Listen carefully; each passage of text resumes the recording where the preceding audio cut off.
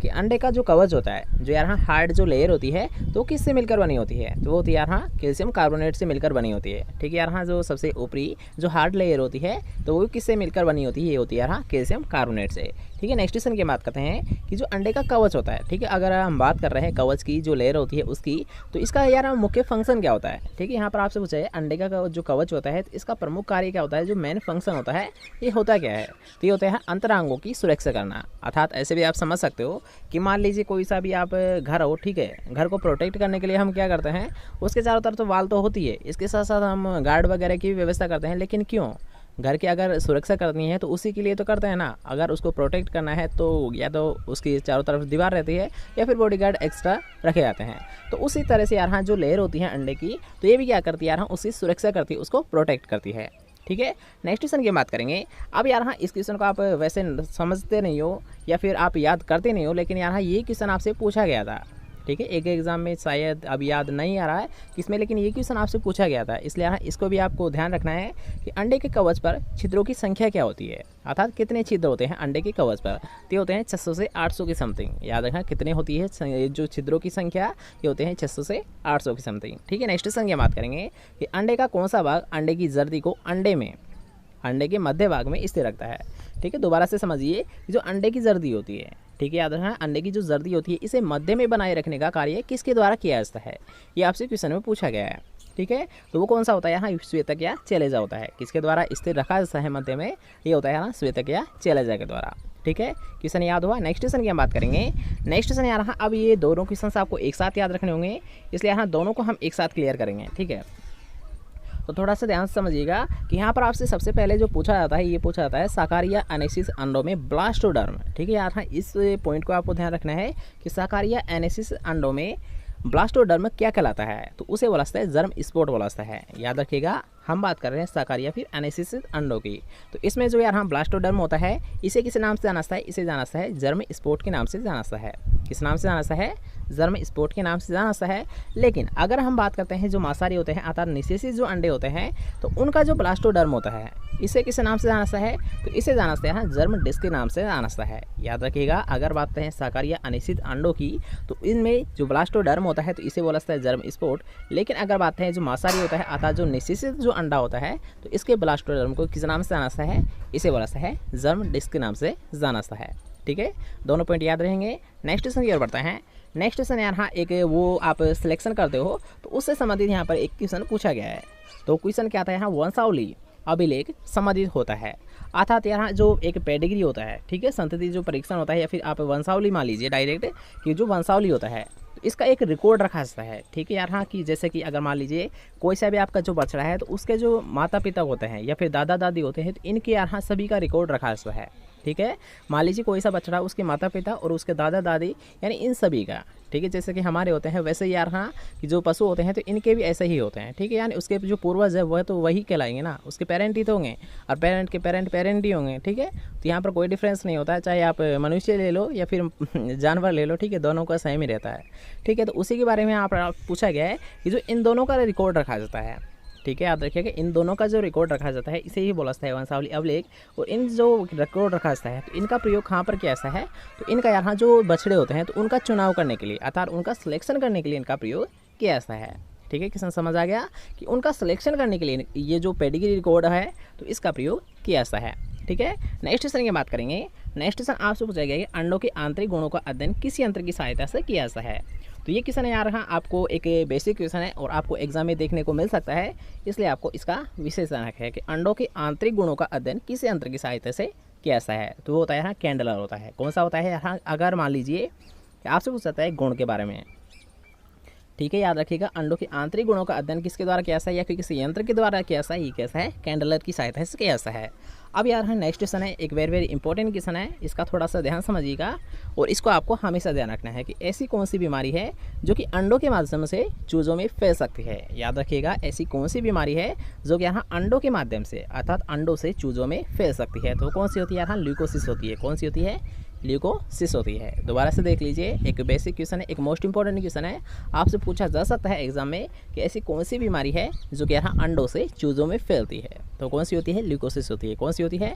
ल्यूकोसिस होती है। ठीक है, नेक्स्ट क्वेश्चन की बात करेंगे। तो नेक्स्ट क्वेश्चन आपसे पूछा गया है कि प्राकृतिक विधि में अंडे सहने के लिए आमतौर पर काम में लेते हैं। अर्थात यहाँ पर याद रखना, ऐसे तो क्वेश्चन पूछा जा सकता है, या तो जैसे कि इसमें पूछा गया है कि प्राकृतिक विधि में, ठीक है, जो नेचुरल जो मेथड होता है तो उसके बारे में यहाँ पर आपसे बात की जा रही है कि जो नेचुरल मेथड होता है तो अंडे सहने के लिए आमतौर पर काम में ली जाती है। अर्थात कौन सी नस्ल ली जाती है ये भी आपसे पूछा जाता है, तो इसको लिया जाता है कुड़क मुर्गी को लिया जाता है। ठीक है यार, हाँ, जो सामान्यतः जो यूज़ करते हैं जो नेचुरल मेथड होता है तो उसके बारे में अगर पूछा जाता है तो कुड़क मुर्गी, ठीक है। लेकिन अगर बात करते हैं जो आर्टिफिशियल मेथड होता है उसके बारे में हम बात कर लेते हैं नेक्स्ट क्वेश्चन में। जैसा कि आप क्वेश्चन देख सकते हो कि जो आर्टिफिशियल मेथड होता है तो उसमें यहाँ अंडों को सहने के लिए किसका प्रयोग कैसा है, ये कैसा है, इनक्यूबेटर का प्रयोग कैसा है। जैसे कि इस क्वेश्चन को हमने आपको कल ही सोल्व करवा दिया था। यहाँ अगर बातें हैं जो नेचुरल मेथड होता है तो नेचुरल मेथड में तो यहाँ कुड़क मुर्गी को लिया जाता है। लेकिन अगर बातें हैं आर्टिफिशियल मेथड तो आर्टिफिशियल मेथड में जो अंडों को सहा जाता है ये कैसा है, इनक्यूबेटर के द्वारा। किसके दिया किया जाता है, ये कैसा है, इनक्यूबेटर के द्वारा किया जाता है। ठीक है, नेक्स्ट क्वेश्चन है। उससे पहले अगर आपको वीडियो पसंद आ रही है तो यार एक लाइक तो बनता है, तो जल्दी से वीडियो को लाइक कर दीजिए। अगर चैनल को अभी तक सब्सक्राइब नहीं किया है तो चैनल को सब्सक्राइब कर लीजिए और पास के बेल आइकन को जरूर दबा देना, जिससे जब भी हमारे कोई नई वीडियो अपलोड की जाए तो सबसे पहले आपको प्राप्त हो। ठीक है, चलो नेक्स्ट क्वेश्चन की ओर बढ़ते हैं। नेक्स्ट क्वेश्चन आपसे है आजकल किस प्रकार के इनक्यूबेटर का अंडे सहने के लिए प्रचलन अधिक है। अर्थात यहाँ पर आपसे पूछा गया जो इनक्यूबेटर होते हैं, अर्थात ये कुछ अलग अलग टाइप के होते हैं, तो उनमें से यहाँ पर आपसे पूछा गया है कि जो इनक्यूबेटर का टाइप है अर्थात सबसे ज़्यादा जो पॉपुलर होता है वो कौन सा होता है। तो वो कौन सा होता है, कैबिनेट या आलमारी इनक्यूबेटर होता है। कौन सा होता है या फिर कौन सा होता है, ये होता है यहाँ एक ही होते हैं दोनों नाम, ठीक है, कैबिनेट या आलमारी इनक्यूबेटर। कौन से होते हैं यहाँ, ये होता है कैबिनेट या आलमारी इनक्यूबेटर होता है। ठीक है, याद रहेगा जो आर्टिफिशियल मेथड होता है तो उसमें अंडों को सहा जाता है इनक्यूबेटर के द्वारा, और जो सबसे मोस्ट पॉपुलर जो इनक्यूबेटर होता है वो कौन सा होता है, कैबिनेट या आलमारी इनक्यूबेटर होता है। ठीक है, क्वेश्चन क्लियर हुआ। नेक्स्ट क्वेश्चन की बात करेंगे। अब यहाँ इन दोनों को भी आपको एक साथ याद रखना होगा, क्योंकि सबसे पहले यहाँ नीचे का क्वेश्चन हम देखते हैं कि दूध का जो मुख्य कार्बोहाइड्रेट होता है, ठीक है, याद रखिएगा कि दूध का मुख्य कार्बोहाइड्रेट होता है तो वो कौन सा होता है, ये होता है लैक्टोज होता है। ठीक है, सभी को पता है, एक बेसिक क्वेश्चन है। और लेकिन हम बात करते हैं जो नेक्स्ट क्वेश्चन है, अर्थात दूध में मीठापन किसके कारण होता है। तो याद रखिएगा अगर बात करें कार्बोहाइड्रेट या फिर बात की जाए मीठापन, तो ये दोनों ही किसके कारण होता है, यहाँ लैक्टोज के कारण ही होता है। याद रखिएगा कार्बोहाइड्रेट या फिर आपसे पूछा जाता है मीठापन, तो ये दोनों ही किसके कारण होता है, ये होता है लैक्टोज के कारण होता है। ठीक है, याद रहेंगे। नेक्स्ट क्वेश्चन की हम बात करेंगे कि मुर्गियाँ जो मांस उत्पादन के लिए पाली जाती है। अब याद रखना यहाँ पर हम यूज़ कर रहे हैं मांस उत्पादन हेतु जिन मुर्गियों को पाला जाता है तो उन्हें किस नाम से जाना जाता है, तो उन्हें बोला जाता है ब्रॉयलर्स के नाम से जाना जाता है। याद रखिएगा कि जिन उन मुर्गियों को मांस उत्पादन के लिए पाला जाता है उन्हें बोला जाता है ब्रॉयलर्स। लेकिन अगर आपसे यहाँ पर ये क्वेश्चन पूछ लिया जाता है कि अंडे उत्पादन के लिए जिन मुर्गियों को पाला जाता है उन्हें किस नाम से जाना जाता है, उन्हें जाना जाता है यहाँ लेयर्स के नाम से जाना जाता है। याद रखिएगा कि जिन मुर्गियों को अंडे के लिए पाला जाता है उन्हें बोला जाता है लेयर्स, और जिन मुर्गियों को मांस उत्पादन के लिए पाला जाता है उन्हें बोला जाता है ब्रॉयलर्स। ठीक है, दोनों याद रहेंगे। नेक्स्ट क्वेश्चन की बात करेंगे। नेक्स्ट क्वेश्चन आपसे मुर्गी फार्म पर पक्षियों का बधियाकरण या फिर कैपोनाइजेशन किस उद्देश्य से करते हैं। अर्थात यार हाँ, यहाँ पर आपसे पूछे बधियाकरण या फिर कैपोनाइजेशन, तो ये दोनों ही टर्म एक होती है, इन दोनों का आपको याद रखना है। यार हाँ, कैपोनाइजेशन भी क्या होती है, बधियाकरण ही होती है। याद रखना कि कैपोनाइजेशन क्या होता है, बधियाकरण का ही प्रकार होता है या फिर बधियाकरण ही होता है। ठीक है, तो अब क्वेश्चन को और देखते हैं। यार हाँ, मुर्गी पालन पर पक्षियों का बधियाकरण या फिर कैपोनाइजेशन किस उद्देश्य से करते हैं। ठीक है, यहाँ पर पूछा गया जो मेन उद्देश्य होता है ये क्यों करते हैं, इसका रीज़न क्या होता है। तो इसका जो रीज़न होता है ये होता है अधिक मांस उत्पादन हेतु। किसके लिए कैसा है, यानी मांस का उत्पादन ज़्यादा लेने के लिए उनको क्या करते हैं, बधियाकृत कर दिया जाता है, या फिर अर्थात जो अंडे का उत्पादन लिया जाता है या अंडे का उत्पादन नहीं लिया जाता बल्कि किसका लिया जाता है, मांस का उत्पादन लिया जाता है। ठीक है, क्वेश्चन समझ आ गया। नेक्स्ट क्वेश्चन की बात करते हैं।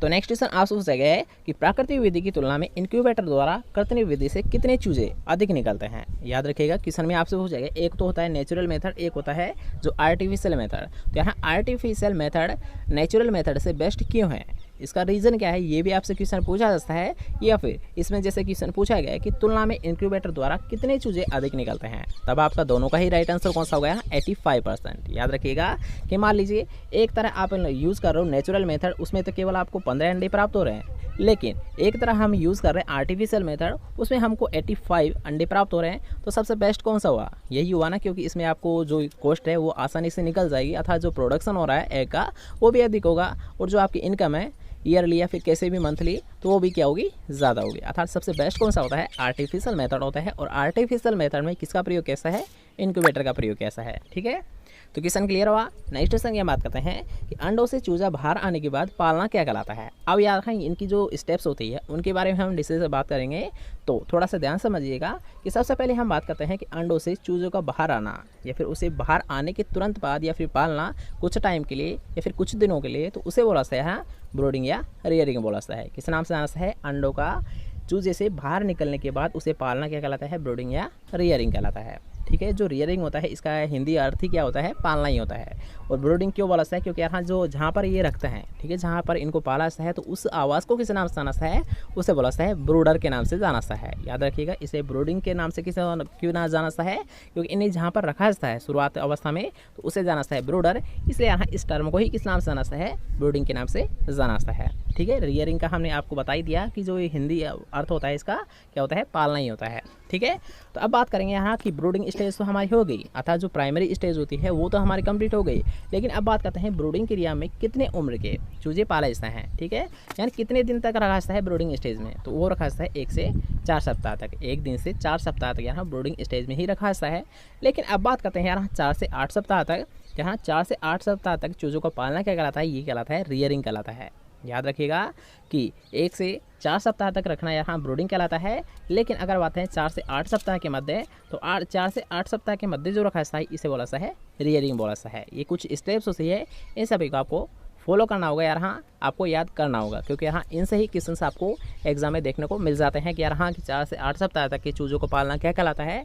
तो ऐसे ही आपसे क्वेश्चन एग्जाम में पूछे जाते हैं। ठीक है, तो इन स्पेशली यार हाँ इन सभी का आपको ध्यान रखना है। नेक्स्ट क्वेश्चन की हम बात करेंगे कि मुर्गी के 8 सप्ताह की उम्र से लेकर उत्पादन अवस्था तक पालने की क्रिया क्या कहलाती है। ठीक है, सबसे पहले हमने बात की 1 से 4 सप्ताह तक, तो उसे बोला जाता है ब्रूडिंग। 4 से 8 सप्ताह तक क्या बोला जाता है? रियरिंग। लेकिन अब बात करते हैं कि मुर्गी के 8 सप्ताह से लेकर उसके उत्पादन अवस्था तक किस नाम से जाना है? तो उसे बोला जाता है ग्रोअर मैनेजमेंट बोला जाता है। याद रखिएगा कि 8 सप्ताह की उम्र या फिर इससे अधिक उम्र की अगर उसे पाला जाता है तो उसे बोला जाता है ग्रोअर मैनेजमेंट बोला जाता है। ठीक है, क्वेश्चन क्लियर हुआ। नेक्स्ट क्वेश्चन की बात करते हैं। तो नेक्स्ट क्वेश्चन की हम बात करते हैं, जो कि आज का हमारा लास्ट क्वेश्चन रहने वाला है कि चूजे पालने हेतु दबड़े का आकार क्या होता है। दबड़ा यार हाँ जहाँ पर इनको रखा जाता है उसी को वाला है। ठीक है, दबड़ा किसे वाला है? जहाँ पर यार हाँ चूजों को रखा जाता है, ये जो बच्चे होते हैं या फिर इनको रखा जाता है तो उसी को किस नाम से जाना है? दबड़ा के नाम से जाना है। तो इसमें पूछा गया उनका आकार क्या होना चाहिए। ठीक है, जो साइज़ रखी जाती है ये कितनी होनी चाहिए? ये होती है हाँ 2.5 वर्ग फुट होती है। कितनी होती है? 2.5 वर्ग फुट होती है, अर्थात 2.5 वर्ग फुट होती है। ठीक है, तो आज के लिए बस नहीं यार हाँ, इस वीडियो हमने लगभग जितने भी क्वेश्चंस आपसे पूछे जाते हैं अंडे से संबंधित या फिर मुर्गी पालन से संबंधित, तो उन सभी क्वेश्चंस को यहाँ पर ले लिया गया है। लेकिन अगर इसके अलावा किसी भी प्रकार कोई आपके माइंड में क्वेश्चन चल रहा है या फिर कोई भी टॉपिक में आपको प्रॉब्लम आ रही है तो आप कमेंट कर सकते हो। ठीक है, जब आप कमेंट करोगे या फिर कोई टॉपिक के बारे में हमें बताओगे कि इस टॉपिक में हमें प्रॉब्लम है, तभी हम उस टॉपिक पर आपके लिए लेक्चर लेके आ सकते हैं। लेकिन अगर आप बताते ही नहीं हो तो हम तो कोई अंतर्यामी है नहीं कि सभी पता कर ले। इसलिए हाँ, अगर किसी भी टॉपिक में अगर कोई प्रॉब्लम आती है तो डायरेक्ट कमेंट कर दिया करो। अगर पॉसिबल हुआ तो उस टॉपिक पर अलग से आपके लिए लेक्चर लगा दिया जाएगा। ठीक है, चलिए मिलते हैं कोई नेक्स्ट टाइम पर टॉपिक से। जब तक के लिए जय हिंद, जय Bharat, bye bye, take care.